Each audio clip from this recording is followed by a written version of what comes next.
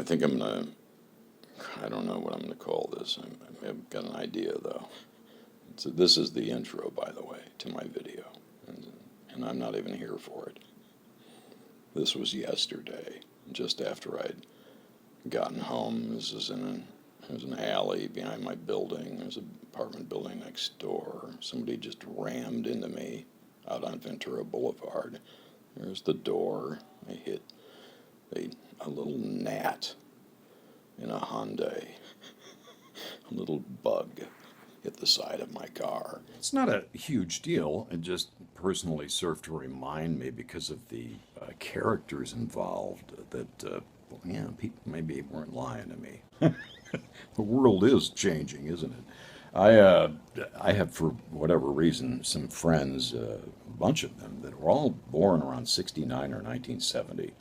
So they're not, I'm not old enough to be their dad, but I'm definitely old enough to be an avuncular figure in their lives. And my neighbor, I live in an apartment building, his guy is 50, and he's from the Midwest, as I am, and we have that connection and other things. But I've known him for a lot of years. But he tells me these things, and I thought, it can't be that bad. But yesterday's incident, this guy hitting my door, I'm thinking, boy, he's right. People are really disconnected more than ever. I guess, nobody sees me anymore. I'm still in the business that I'm in, but they just don't have to see me. And that's fine with them, and I guess fine with me. I think the work suffers because I don't think people are communicating as they do. I think in a creative environment, I think you need that with everybody you're working with on a project. But I don't want to get off into that. And that's just, and people aren't listening quite like they did 30 years ago. They're being moved more in other ways. Let's not get all Marshall McLuhan. I just wanted to talk about this guy because I felt kind of bad for him. I was on Ventura Boulevard. And if you ever played Froggy, there's like a lot of land. That dates me too. It's like 30 years old, isn't it? That old video game. And I was already in my 30s when I was playing that stuff with my young wife. But you have to get through these lanes of traffic without getting slammed by something. And I'm in the middle of the boulevard in a turn lane, waiting to turn onto the side street. I'm thinking, okay, this guy isn't going to try this. No, man, just turn right and you can go around to wherever you're going. But no, he has to do it. And but the thing about it was he's looking at this device on his dash, and it's a little smaller than this. And then he's looking off to traffic heading out to the suburbs in a hurry too, because the freeway's too slow for them. So they just come barreling through this neighborhood at 80 miles an hour. Thanks. Yeah. And sometimes they pay the price. But I'm stopped like 5 feet in front of him, and I see his car going forward. And I got my window down because I like to drive. I'm old school. I like to drive with the window down to hear what's going on, especially when it's frenetic, okay, in rush hour, and you're in L.A. All right. And elsewhere you can do what you want, I suppose. But I think it's good to hear sort of what's going on around you too, rather than just see. But hey, maybe that's just me. So he starts forward, and I go, okay, he's heading right to the front of my car. At least you can get a little forward, take the hit on the side and the door, and like I say, it's like a gnat sort of hitting the side of the.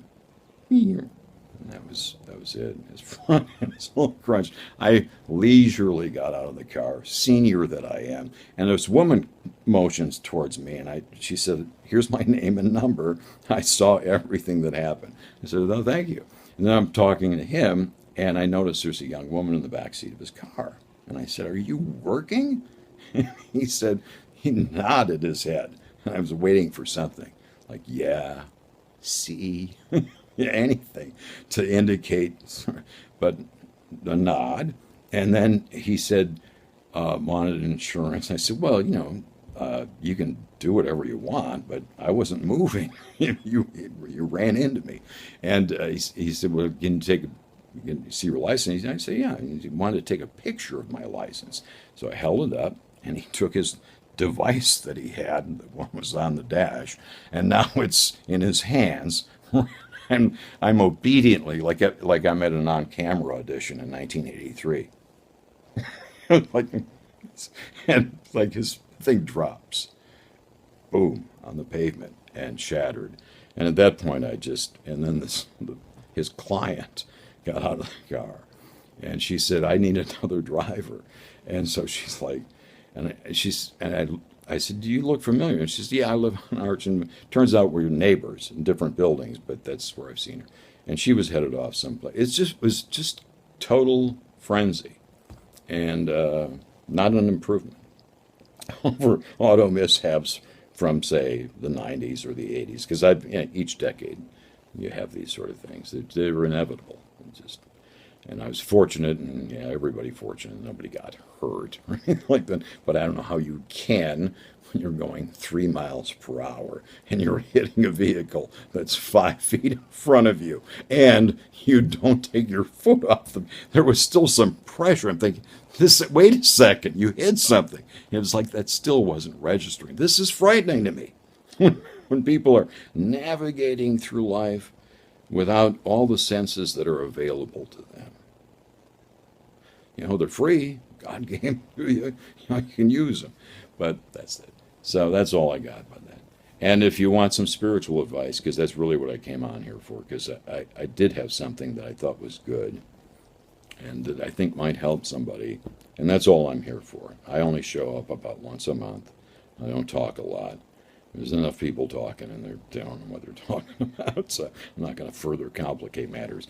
But I was thinking that something that this is just my own personal experience. So I feel what the Lord is teaching me now at this juncture in life, where I'm invisible and have been for a long time, and I like it. You're not on people's radar.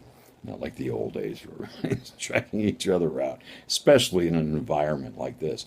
But I thought what's really nice about Romans 8:1 is that it's packed with just, the whole thing is great. But you really don't need the whole thing after a while. You just need the first few words. Therefore, there is now. Okay? There's now. Right now. You walk out the door, you're going to see something. Something's going to happen. And you don't want to miss that, because that's where he is. And he's in heaven. And he's promised you that. So you got both. You're blessed beyond belief. Live in the high calling. All right? Love you guys.